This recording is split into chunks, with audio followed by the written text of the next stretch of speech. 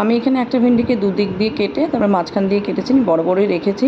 আর আমি এখানে একটা টমেটো কেটে নিয়েছি। জল ঝরিয়ে ভেন্ডিগুলোকে রাখলাম, নিয়ে আমি এখানে পোস্ত বেটে নিয়েছি।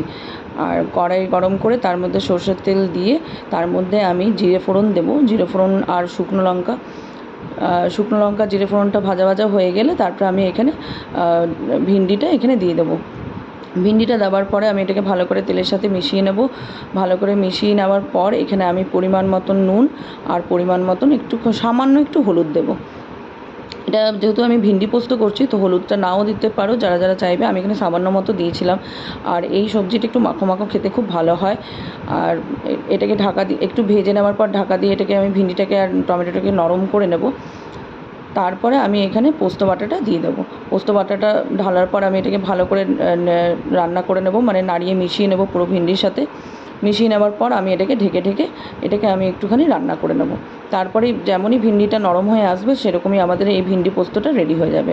এটাও খুব তাড়াতাড়ি আর ঝটপট রান্না, এটাও খুব কম সময়ের মধ্যে রান্নাটা রেডি হয়ে যায়। আমি এরকমভাবে ঢাকা দিয়ে আমি ভিন্ডিটাকে একটু জল, মানে পোস্তটা জলটা একটুখানি শুকিয়ে নিলাম, একটু এরকমভাবে মাখো মাখো করে আমি ভিন্ডি পোস্তটা করে নিলাম।